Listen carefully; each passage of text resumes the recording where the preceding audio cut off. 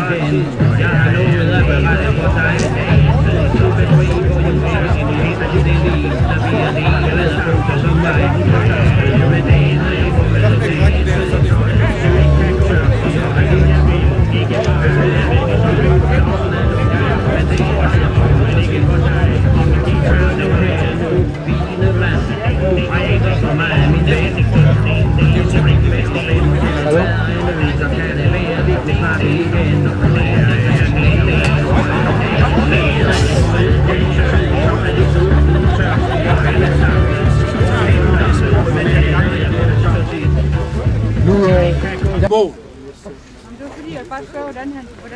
Jeg spørger ham.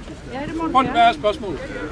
Hvordan lever de nu, efter de er kommet til at blive disciplineret eller noget, går de i kirke? Yeah. She have a question for you. Yeah. She asked you, how is it when you have been converting away from Islam? How are they treating you, the other Muslims? I will say this is the start for your speech, isn't it? Because all this you talk about. First of all, I would like to say hello.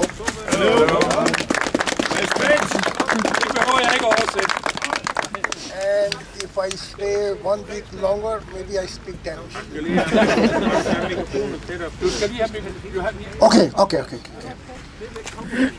We must not forget that. More? Yeah? Okay.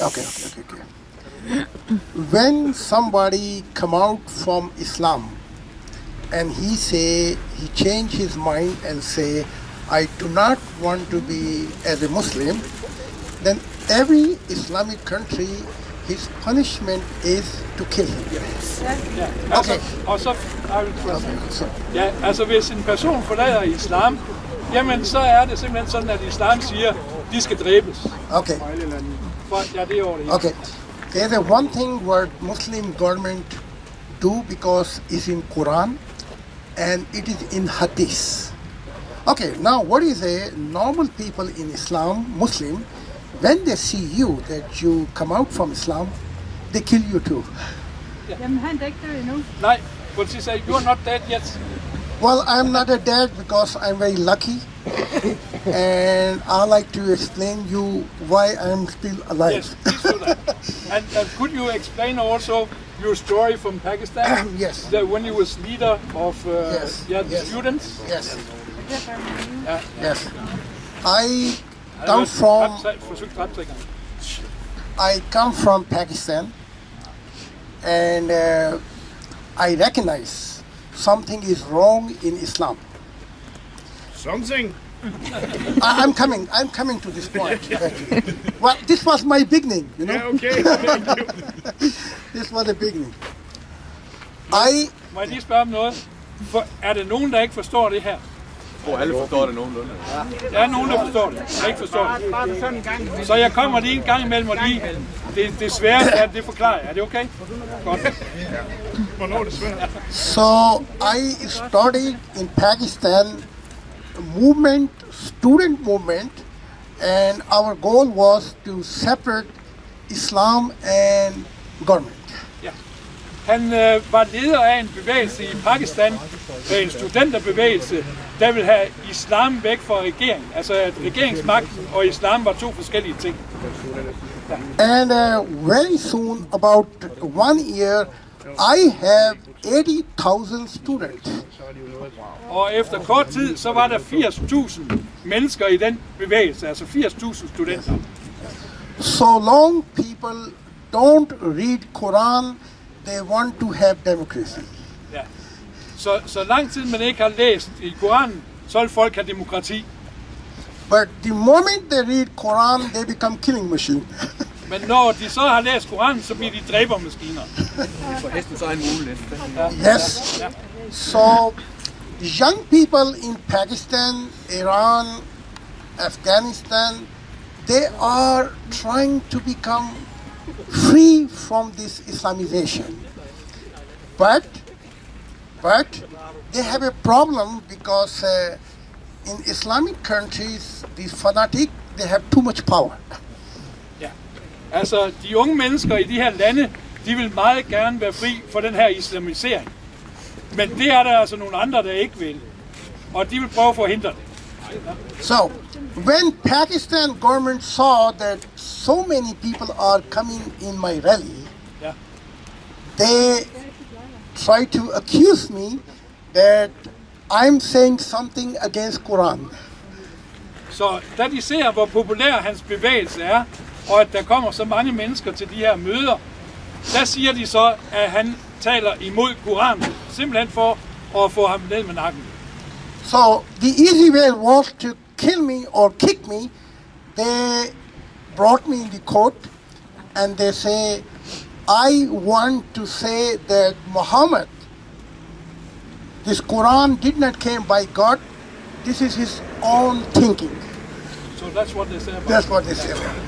Så de, i stedet for at slå ham ihjel eller banke ham, så tog de ham simpelthen i retten og sagde, at han havde sagt, at Koranen kom ikke fra Gud, men den kom fra Muhammed. So when the court process began, they already put me in jail. Actually. Så inden retssagen, der havde de allerede sat ham i fængsel. Yes. And they start beating me. Every day they beat me there. Og de tæskede ham hver dag. And they asked me, I must leave this country or they're gonna kill me. Og de sagde til ham, at han må simpelthen forlade det her land, ellers så slog de ham ihjel. So what happened in Pakistan, because they have a lot of corruption, they decide to put me 14 years in jail. 14 years. Og så fordi der var så meget korruption i Pakistan, så besluttede retten at sætte ham 14 år i fængsel for det her. For det er ingenting, han har gjort. 40 år. Var det ikke? Was it 14? 14. Ja, 14. Altså, jeg er ret. 14. 14. Ja. Now, because if I go to jail, maybe in 1 week they would kill me, actually.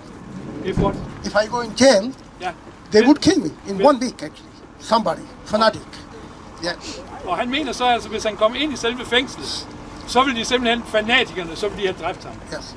So I asked human rights help. I asked German embassy help, and they make a deal so I can come out from jail. Hvordan fik du fat i dem? Det spørger vi lige om her bagefter. Hvad hedder det? Han søgte så menneskerettigheder rundt omkring i verden, også i Tyskland, og han søgte også den tyske ambassade om hjælp, og til sidst så hjalp de ham.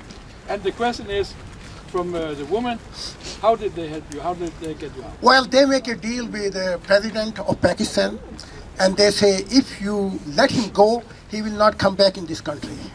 De lavede så en aftale med Pakistans præsident, og sagde, hvis han ikke kommer tilbage til Pakistan, så må I tage ham. Ja, men det forstår jeg godt, men hvordan kom han i kontakt med selve den tyske ambassade? Hvordan kom du i? How did you come in contact with Well, the actually, Germans? 1986, 1 year before I got a German citizen. Han har fået tysk statsborgerskab et år før. Ja. Very lucky. I was lucky. Yes. Yes. So, what happened now? I'm a blacklist every Islamic country. The moment any Islamic country catch me, my punishment is death. So no holiday in Pakistan? No holiday. No holidays here. Så der er simpelthen en dødsstraf imod ham, hvis han kommer til noget som helst muslimsk land i verden. Okay. Så vil de have kunne slå ham ihjel. Så kan han snart heller ikke komme til Danmark, hvis det er der. Yes. Now I'm living in Germany, and in Germany I wrote a book. Islam doesn't belong to Germany, and Islam doesn't belong to Europe. This book cost me 3 attacks. Ja. And you're not Da han så kom til Tyskland, og det er noget, han så har fortalt mig, nu fortæller jeg lige lidt dybere om det her. Da han så kommer til Tyskland, der opdager han så, at islamisterne også har taget i Tyskland. Og der skriver han så simpelthen et par bøger. Og de 2 bøger, det er altså nok til, at han modtager, at de prøver at dræbe ham 3 gange. First attack, they tried to kill me with knife, with sticks. And so when they came with knives, I could defend myself. And some went in the hospital, coma. Yeah. Så han var i stand til at kunne forsvare sig selv, så han trak simpelthen pistolen, og den ene af dem endte så på hospitalet. How long time did he stay in the hospital? They stay about 2 months. Oh, lovely. Come, 2 months. Every day I get 100 calls that they will kill me, and there's a question of time actually. Ja. Han siger, at hver dag der får han simpelthen hundredvis af opkald, hvor de vil slå ham ihjel. Yes. Så han siger selv, at det her det er et spørgsmål om... Do you honestly think that Islam will take over the world in one big caliphate? Of course, there are 3 reasons. One reason is European don't produce children. This rate is too low, 1.3, and they are producing 8.2. So even they have to do nothing by the time they're going to take over your society. Children. Ja. Så spørger den herre her, han spørger, hvad så? Vil muslimerne overtage det og skabe et kalifat i Europa? Og der svarer han så, ja, det vil de, og de kan også gøre det uden vold, fordi at vi i Europa har cirka 1,3 barn per familie. Og de andre, der was 8, what was it you said? 8.2. 8.2. Muslimerne har så 8,2. De føder os ud. Føder os ud af Europa. Yes. So it's a question of time. Number 2, they are believer. They believe in Quran that when they make a jihad, Haliga war here, they will go in paradise. So Quran say, when they are minority, they just try to play games, but when they are majority, Quran saying that you demand actually. Demand. Og her siger han så, jamen altså, det er Koranen, der ligesom vejleder, hvordan de skal gøre det her, og hvordan de skal gøre det. Når de er få mennesker, jamen så spiller de med på spillet, og lader som ingenting. Men når de er mange, så kommer kravene, ligesom vi har set her i Danmark, ikke? Yes. Det er de krav, der kommer lige pludselig. Og så er det også en hellig pligt for alle muslimer at lave jihad, altså hellig krig. Så det er en anden grund til det. Yes. And third is, what refugees coming in Europe, in Denmark, most are terrorists actually. De fleste af de her folk, der kaldes flygtninge, der kommer op nu, det er terrorister. The real refugees who they are over there, they mostly are young people here. Yes. So, what's gonna happen when they destroy the Syria is a question of time. This terrorists, they're gonna make a civil war is a question of time actually.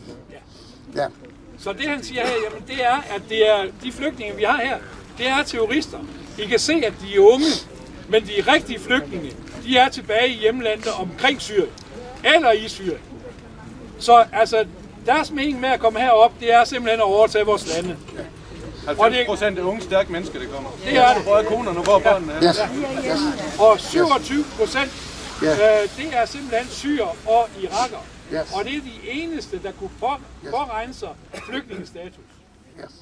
Og resten, det er sådan nogen, vi simpelthen bare...